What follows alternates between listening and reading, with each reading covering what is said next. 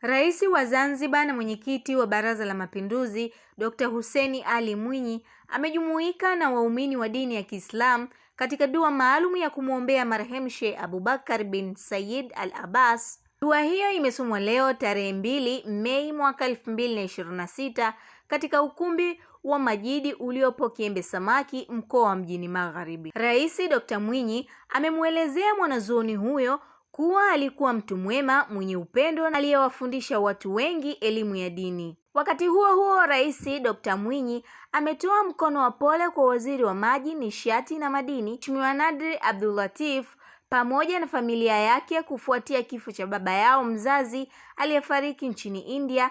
Rais Dr. Mwinyi alifika nyumbani kwa familia hiyo Chukwani kutoa mkono wa pole na kuwataka kuwa na subira katika kipindi hiki cha msiba mzito. Aisha Charles, Tifu TV.